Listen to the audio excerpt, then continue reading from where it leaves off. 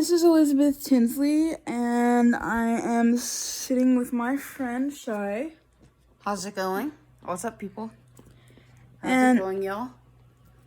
Yep. And we are planning on saving up for something really big, and we could really use your help. Only support us if you can, though. Only support us if you can afford it. You don't even have to pay that much. $1 a month is minimum. And that would go a long way.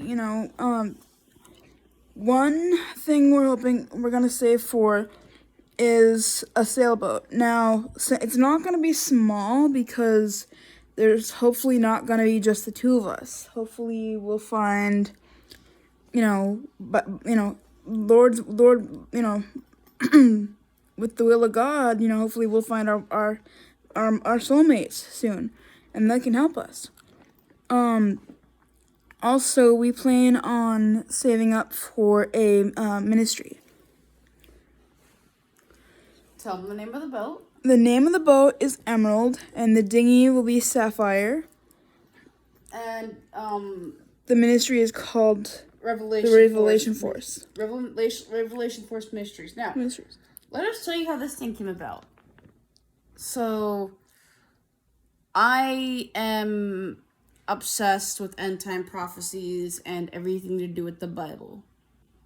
And I've been wanting to go into ministry for years. I don't know any of you guys out there who have read The Christmas Shoes. I read that at a time when I got sick. I was very sick, and 3 times I was nearly close to death. As a baby, I almost died 4 times, which that I don't remember, but I do remember the other 3 times. So that's where I came up with the Christmas shoes idea, and that's going to go along with our little thing. Exactly. We'll have an annual shoes. We'll have an annual collection drive for shoes. And they will be given out on Christmas. Now we're gonna have to see where we can find the shoes, but exactly. We'll have to put out like an ad or something on Facebook or YouTube or whatever for whatever country we're in. I think we should first start with the States. I think so too. Before we go abroad. So folks, we're not gonna lie to you. This is just something we just thought of. So me with my passion for ministry, I've been wanting to do something, and I was very skeptical about what Liz wanted to do at first. I was very skeptical because I was like, okay, well, that's kind of not practical, but then, God calls us to do things sometimes. We're like, okay, what? Mm-hmm. So Liz could tell you her story. So ever since I read Romeo and Julio a while back, folks, for those of you who don't know about that, that's a Sharon Draper book. It's really good. I love Sharon Draper. I know. Anyway, before we digress, ever since then, I've been wanting to learn how to sail, and ever since around 2019, 2020, I've been wanting to sail and have my own boat. And once I found out how long the cruise boat is for the reunion when we went on last time, I was like, dang, because that's a sturdy boat. It's 66 feet. And I've been getting this feeling from God that he wants us to buy an 80-foot sailboat. Now, as most of y'all know, modern-day sailboats are made of fiberglass. So before we get involved in this, I've got to learn to sail, and I've got to take fiberglassing lessons. And we have to it's adaptive sailing because me and my friend are both... Yes. Yeah. We're both visually impaired. I have a little bit more sight, no bragging rights intended, but my eyesight's not that good all the same. So, we could really use your help.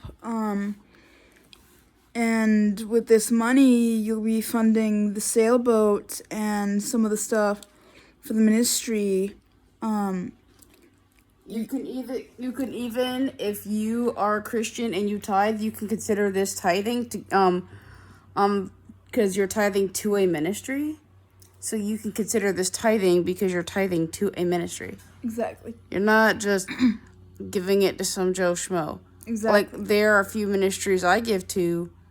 I'm not going to say which, but I will say this. They are legit ministries, and, I give to them. I've given to a few. Yeah. And I've tithed to one. I think I tithed to one of them, two of them. I've tithed to even some I've actually, I don't know who's listening to Z88.3. I've tithed to them. I've tithed to the Cornerstone. And then I've tithed to a few churches I've been to. Mm-hmm. So, and it doesn't have to be big. It doesn't have to be anything big. We're doing we're doing what we can to make this dream a reality. Yeah. Ever since I was 17, there's one time I was obsessed with getting a yacht, but now I'm like, nah. Sorry for the video, guys. I'm trying to record the two of us, and I only have my phones. So, we really wanted a yacht. Mm-hmm. Oh, I did. I even broached the subject with Liz many years ago, too. Like, hey, you want a yacht? We weren't even that close back then. Mm-hmm.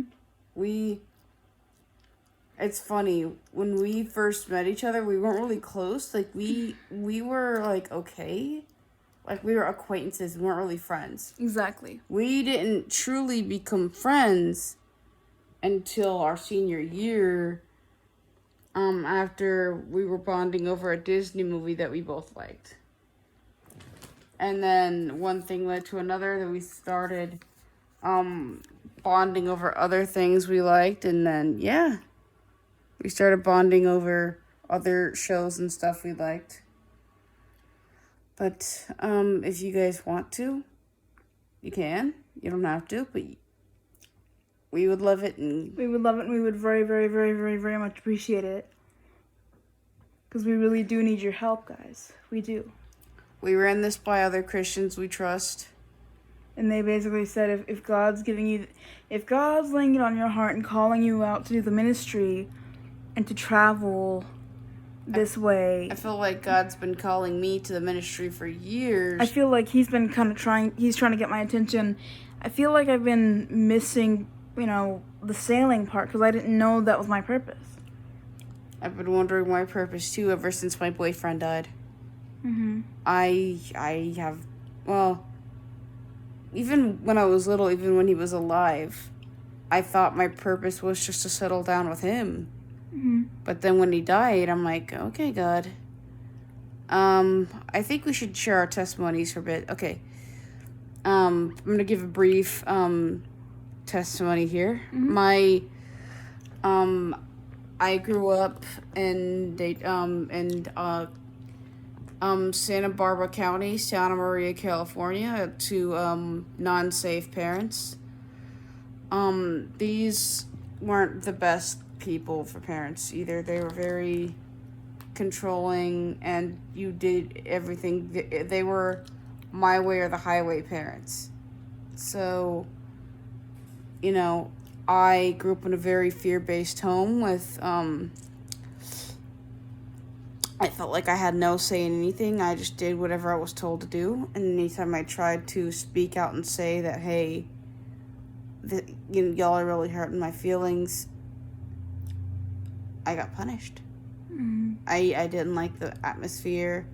My parents always fought. Even now, I don't like when people fight. It really bothers me.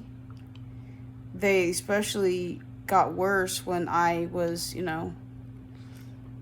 I had some issues that I'm not going to go into, and they didn't understand what it was. But instead of trying to understand or try to see what the big problem was, I just got whooped. Mm-hmm. I just got whooped because these issues were hard to deal with. I even said if I have kids and they have these issues, I know a better way to fix it. Exactly. So, which I'm not going to go into it. That's, Mm-hmm. But fear-based, they didn't like the school I went to. At first, they're like, okay, let's send her here, which they asked me. They didn't just send me. It was mom asked if I wanted to go to school there, and she told me that I'd be spending a lot of nights over there. She's like, "Are you sure you're okay with spending all those nights?" And I was like, "Yeah." At first, I didn't feel like it because at first I didn't know if I'd like it there because I felt like I would be an outcast. At my old schools, no one really treated me like an outcast, at least that I know of, but I felt like an outcast because I was the only blind person there. I felt like I felt like an outcast. I'm the only blind person there.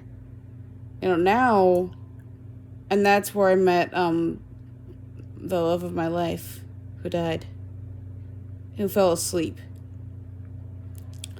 I didn't start out a well-behaved kid. I was always getting into trouble. Me getting in trouble was a cry for help. I didn't realize it. I just wanted to feel love and affection. And I felt like I wasn't getting that at home. And so, the years go on. I was very hard to deal with. And, I was very hard to deal with. I was very hard to manage. What are you doing? Sorry. What are you doing? No, I was just leaning back. I'm trying to. All right. What? So, yeah, it was very hard to deal with. But now, and as far as me getting into Christianity, me getting a relationship with God, that was a gradual thing. Mm-hmm. My grandmother, my brother and I used to recite prayers whenever my grandmother was over. It was a little child's prayer, like, "Now I lay me down to sleep. I pray the Lord my soul to keep." Yeah. And, if I should die before I wake, I pray the Lord my soul he'll take. God bless, we say mommy and daddy, this person, that person, blah, blah, blah, blah, blah. I just always said, I just made it shorter. God bless my friends, family, and enemies. But then I figured out, oh, that's a child's prayer. When you're teaching someone, that was the prayer I was always taught with, and I used to say it out of habit. So when I started becoming a Christian, my mom and dad and I were never close. I never considered us close at all. Never. Sure, they took care of the physical needs, but I never got the emotional support from them. Other people, certainly. Other friends' parents, yep. Not my own, though. Mm-hmm. And this is not a Shy's gonna, no. I just felt like I never, and I've heard testimonies about that with other people that I never found like. My parents, my mom detests religious people. I don't hear about my father mentioning it once. I never heard my father say anything, but my mother detests religious people. She detests them. Us. She thinks all that stuff is just religious stuff. One time I asked her for like some money to go to a Chris Tomlin concert, and Louis Giglio was going to be there, and Mom was like, $32 to go watch some religious band. When it was just, and I decided not to go because I just wanted to get the money and just pay it over with and be done. Mm-hmm. Which I should have done the different way. Like, my mom would give me the 20s for school. I should have just handed that in to the staff, but oh well. So, high school, very confusing, I thought all the abuse and stuff was normal. It wasn't. The physical abuse stopped by then, but the psychological and mental stuff, I hardly ever heard my mom say she's proud of me. She always would focus on what I did wrong. There were sometimes I did stuff by accident and she'd get really mad. Like, I told my friend Shauna that, she said some really horrible things I'm not going to go into. But yeah, I realized when I moved out, I was like, freedom. I'm no longer in contact with them because, the PTSD is just stress, yeah. Awful. Nightmares about them trying to capture me and take me back home. It's just awful. It's just, but I pray for them. My brothers and sister aren't saved either, but I don't really talk to my sister or my youngest brother. I don't have any issues with them, but my sister is very close with my mom, and my younger brother still lives with my mom. But my two brothers who are right after me, my two brothers who were born right we were all born. Me and my brother was 2 years after my brother. 2 years after him was my other brother, and then 2 years after him was my sister. And then our other brother came when I was 18. So, yeah, I'm close with my other two brothers. Not the one that still lives with my mom, and not my sister. I don't have any ill will toward them. I don't have any. I don't despise them. I pray for them. I don't always think about it because I'm always thinking about other stuff I'm dealing with. Mm-hmm. But, yeah, and I temporarily walked away from the faith. I mentioned the boy I dated at school. His name was Leon. He passed away in 2023. And You mean 2017? 2017. I'm crazy. 2017. This year's 2023. I'm crazy. Sorry, guys. 2017. He passed away in January. I found out January 8th. I was at a friend's house. I wasn't living as a Christian should. I had backslidden. I started backsliding when I was like 15. And I was like, in 2014, 15, I started to backslide. And I realized it. I realized what I was doing was wrong. So, backslid in a few years, started talking to some people I should not have been talking to. A lot of those choices, bit me in the butt. I even had to say goodbye to an old friend from school that I've known as long as I've been there. We both arrived at the same time. I had to say goodbye to that person a few days ago, but I won't go into it. But I lost a dear friend. Another friend I met around that time. He wasn't new at the time. He's been there for a few years when I got there. This person and I have had our arguments, and I'll admit, most of it was from me. There were some other things, but I'm not going to say anything about it. But he was my best friend. Mm-hmm. My best friend. We've had our ups and downs. We've dated. We kind of on and off dated for a while because he had some commitment issues, but I'm not going to go into it. That's his business, but I forgave him. We were dating when he passed away. When I got the news, I never lost anyone that close. I lost my grandfather once, and I cried, but I didn't have the anger and rage I felt when this young man died. I didn't have that anger and resentment I felt when he died. When he died, I was not strong in the faith at all. Oh, I was not. You hear people say, I got saved for a while. I was very strong in the faith. But then,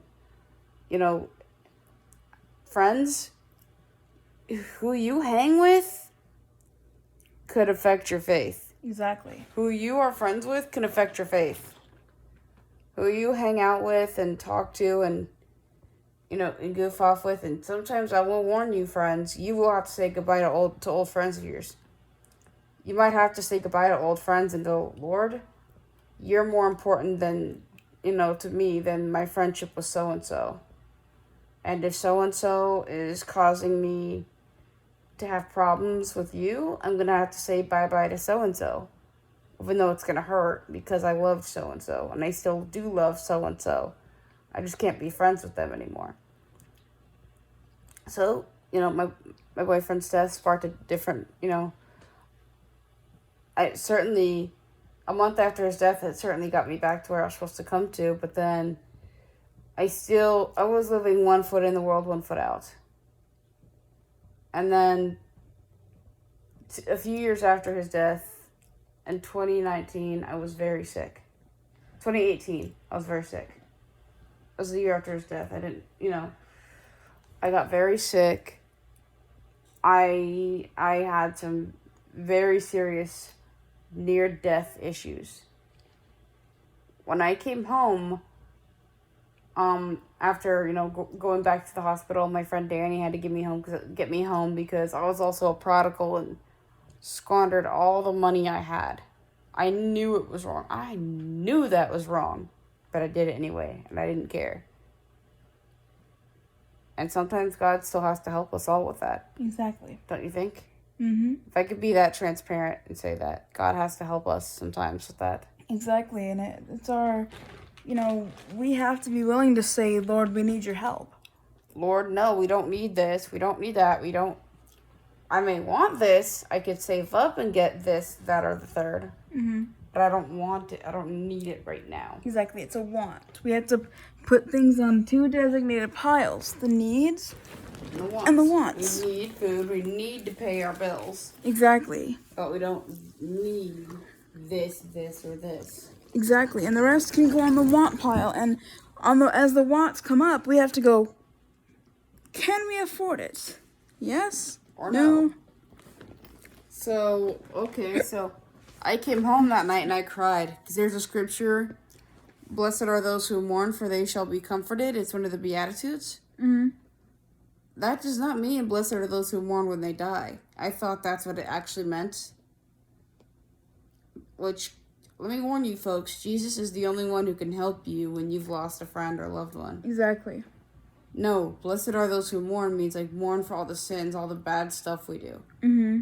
Boy, did I mourn for my sins that night. So, fast forward, a few years later, I was reading this book called The Christmas Shoes, because there's a song by New Song called The Christmas Shoes. It's a good song. Good song, yeah.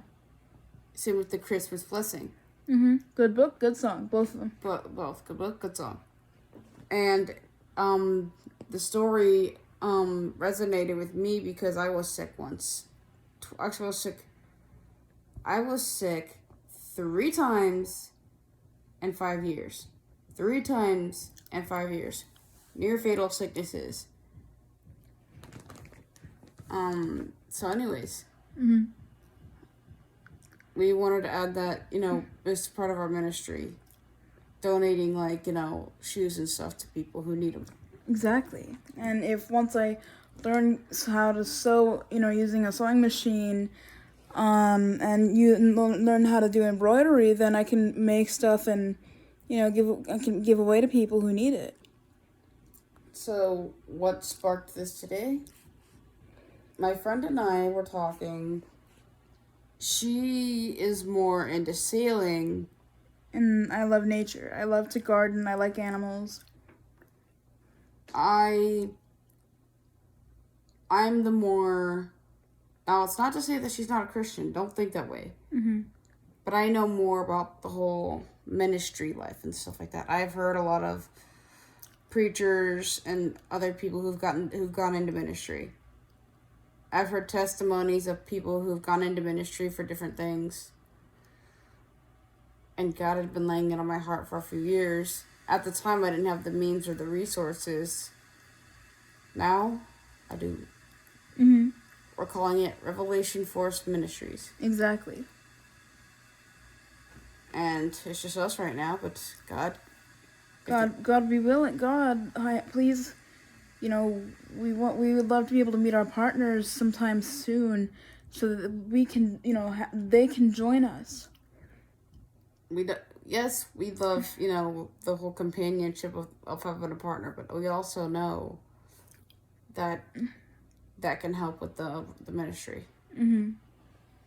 You can never have, and on an 80-foot boat, because that's the size I've been feeling. I feel like the Lord has been asking me, or basically, saying, Liz, I'd like you to buy an 80-foot sailboat. And Chey, you're going to need to take the reins of the ministry part. Liz could take the reins of the sailboating part because she knows more about that, but you need to take the actual reins as the ministry leader. Mm-hmm. She'll be the leader of the sailboat. Tell them what it's called. So the sailboat will be called Emerald, and the dinghy that I get will be named Sapphire. Now, the dinghy that I will probably get, because I don't know if I trust inflatable dinghies, I think I would much rather go for a fiberglass. And then I would get some sort of motor, electric motor, or maybe a removable mast and some winches, some smaller winches, and put sails on it. The ministry will be called Revelation Force Ministries. Mm-hmm. That comes from part of it comes from Left Behind with the Tribulation Force. I don't know who's read Left Behind here, but leave a comment if you have. Yeah, leave a comment if you have. Leave us a like and a comment. And if you want to, you can subscribe. And I have my own channel. It's called Ben Judah, and that also has to do with the Left Behind thing. Mm-hmm. I've had a few videos on that. I'll tell you, I'm very intense with the ministry thing. I warn people about who to trust. I have one video called "Don't Listen to the Antichrists." Now, the individual I told you about who I'm not talking to says that's a bit intense. My friend Obed, who, no offense to this individual, knows more about ministry than this person does, said that's just what the public needs to hear. Something intense. Because God's not playing games, folks. Exactly. I mean, yes, he is a loving, merciful God, but at the same time, those that have really jacked things out of order are gonna, let's just say they're gonna be in God's big-time naughty book. Mm-hmm. Those that are polluting the earth today, destroying habitats. Look at the numbers of monarch butterflies. They've been free-falling.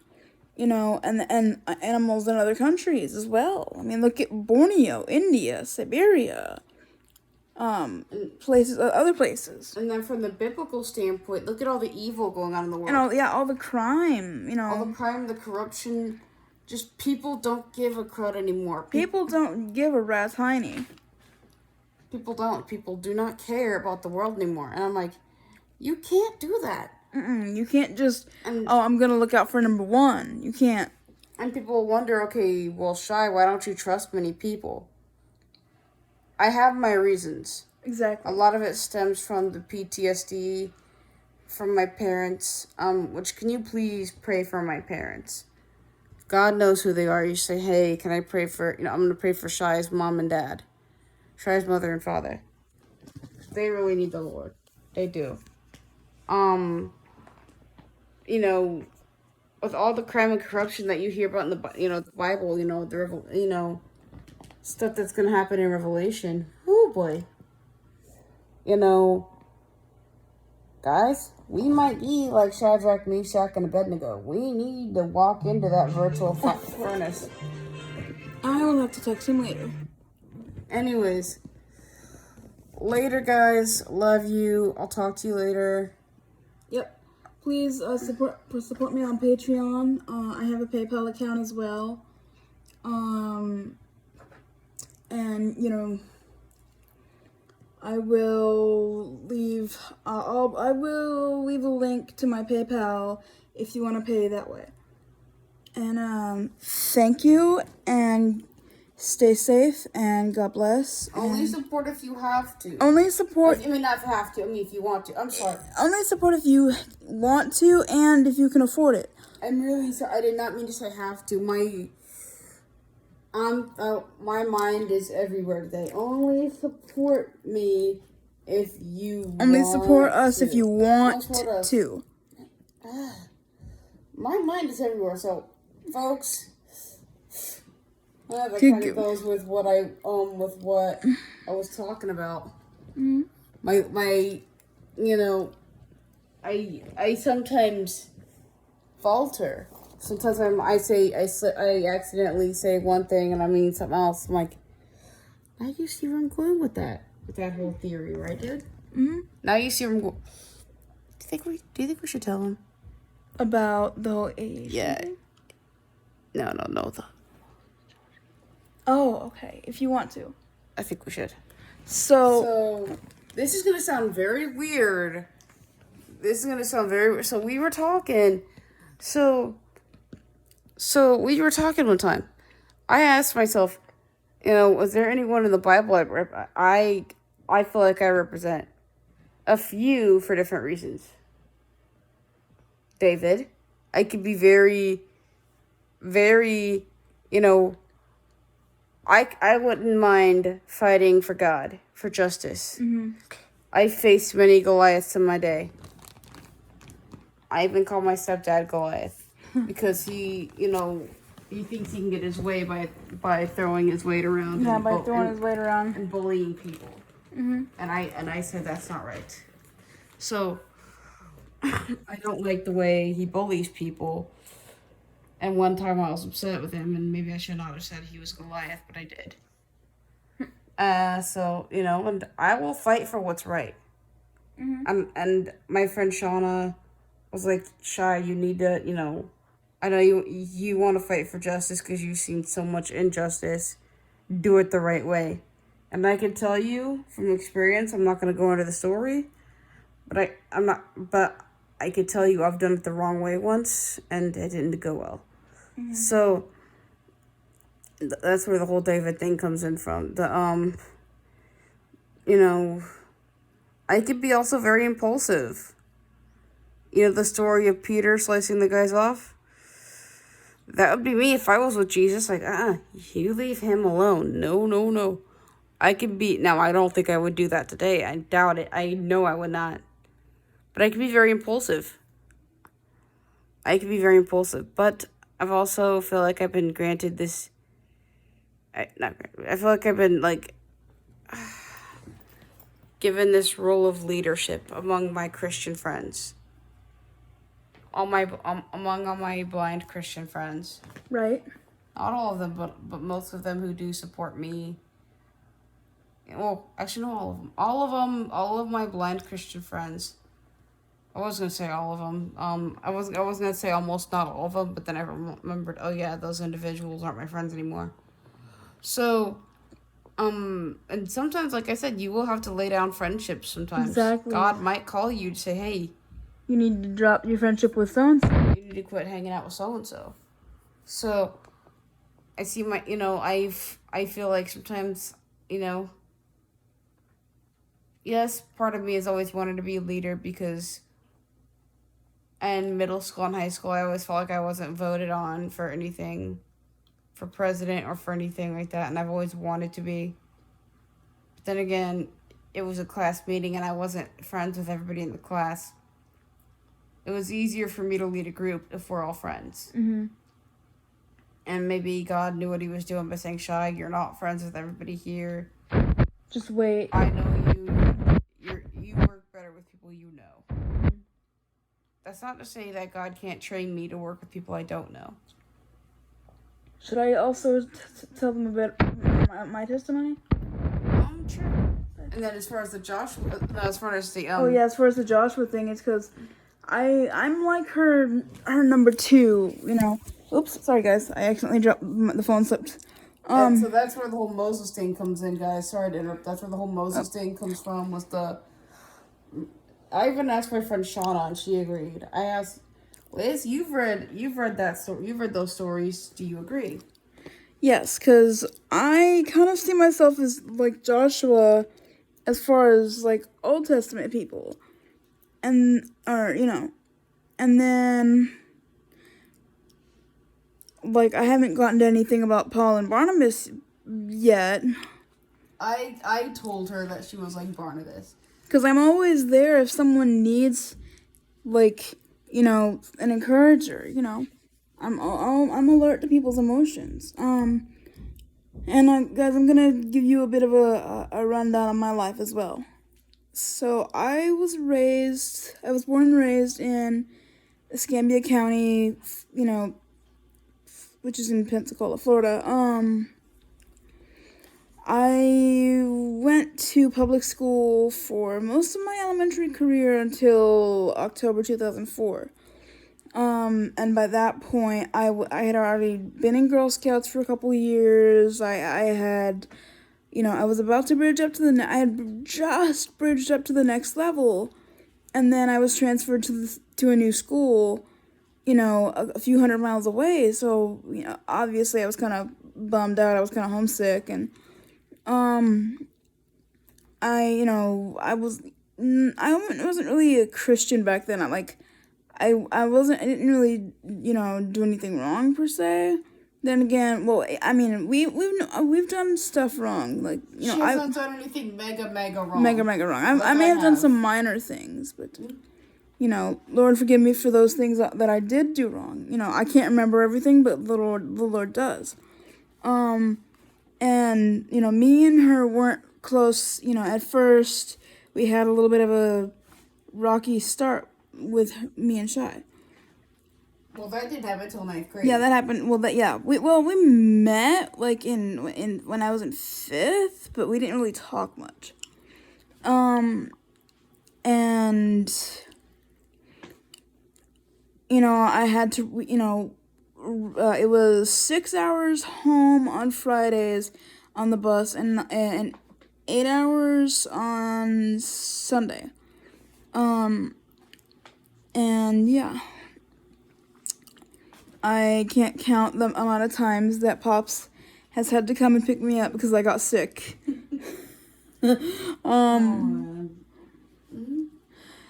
My aunt, I love her, but she always held me in higher expectation than what I was capable of. I'm not, quite able to clean up cat litter because I can't see very well. I don't have a cat at the moment, but yeah. Back before I moved, we had, quite a few cats, but I'll get to that point later. And I lived with my grandparents. My mother, she wasn't really there for a good chunk, and I'm the oldest of 8. There are 7 girls, and then my brother. He's not the youngest, though. He's, let me think, me, Kristen, Michaela, Richard. I think he's the 4th. So then, Annalise, Amethyst, Jasmine, and Karina are the other 4.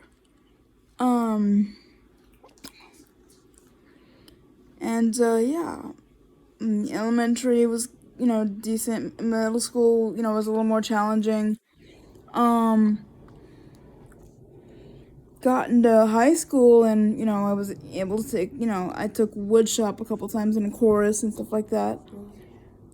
And in high school, when me and her, started, well, we didn't really bond until later on, but we did have a bit of a rocky moment in our high school years. I'll explain where this comes. In high school was hard for me.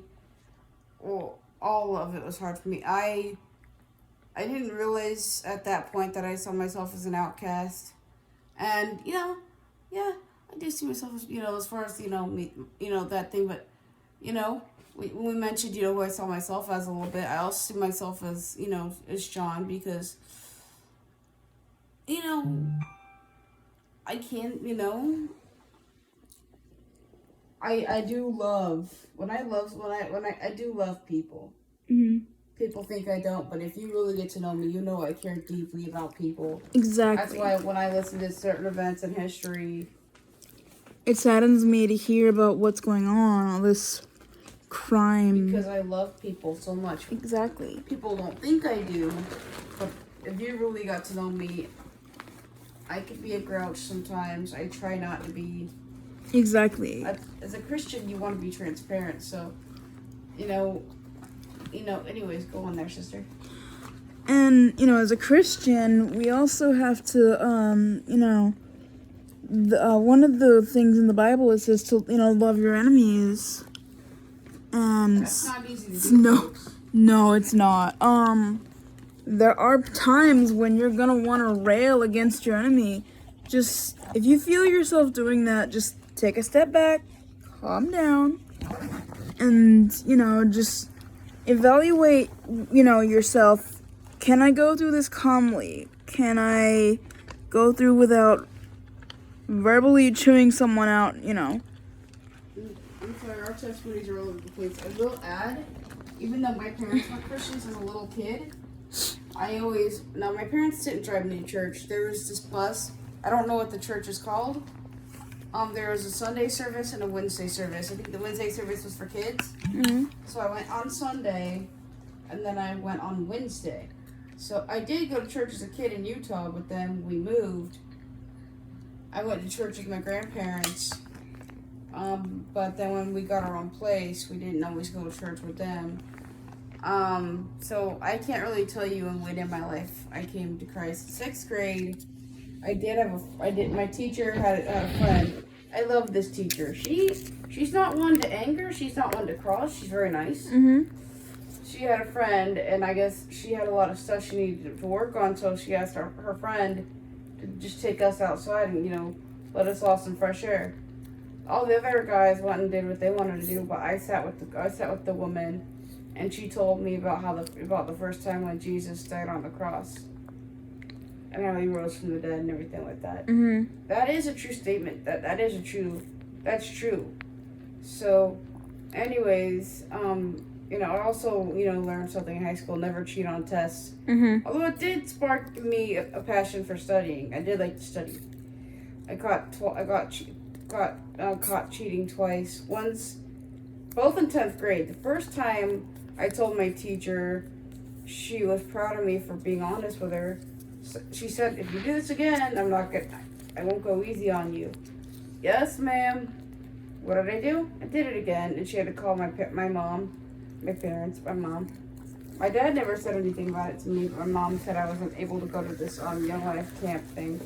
Young Life is a Christian group. It's for kids. They do have fun stuff, but at the core, is it's talking about God. Now, I go back to your testimony, but I would also mention the church group you were in at school. Yeah, I was in. So before I stepped out of Catholicism, I was, like I just mentioned, I was a Catholic. I was baptized as a Catholic when I was 7. And I went to, religion, classes or after school. My teacher was really nice. She also taught a few other kids. And we would go to the school, the blind school. Well, the Florida School for the Deaf and the Blind has I don't know if they have it now, but I think they do. They had a chapel back when I was there, so we would go to the chapel, and then we would go to Pope Hall to do some, a little bit of teaching. She would teach us some things, and then we would, read, and then we would have some snacks, and then we would go to the chapel, and then we'd have some snacks, and we'd have mass, and then one or two people, because you could read both of the readings from the propers of the Sunday masses, and I was often reading from those braille books, paperbacks. And yeah, it was fun. There were pool parties. It was Miss Diane and her husband, and a couple sighted staff, I think, and then plus all the kids that were there, and her family and their family. So yeah, it was fun. As far as the Young Life, there were a lot of leaders, and there was also this thing, and I want to give a big shout out to Mike Leger and Sharon Ruditis. Yes. So, those two are so nice. They were Christians. They're strict in PE class. They were PE teachers. Mm-hmm. They're nice, but they're strict. As a kid, I always thought strict was synonymous with mean. Mm. Now I know I know different now. So, those two, there was this thing they had on Wednesdays, the prayer group, yeah. They right before school, right after breakfast, one of the steps was like, "Time for prayer," and then we go out. At first, I didn't know what it meant, because that's more middle school, high school group. for those in the upper dorms. Exactly, and you would gather around and you would, you know, have a prayer. I was even in there. I didn't know what it meant at first. Like, okay, time for prayer. I know what prayer meant. Oops, sorry guys, the phone's slipping. Hold on. Here we go. Got it? Yep. Yeah. What? It slipped. I'm just gonna set it on the bed. But how could they hear us? The microphone, like, I'm sure they can hear us. I can hear you better. Yeah, well, they can probably still hear you too. It's just hard to hold the phone and eat at the same time. Give me the phone. And remember the it's front-facing camera. This one? Hold on. Okay, so I'll just hold it. Okay. Got it? Yeah, let me check something.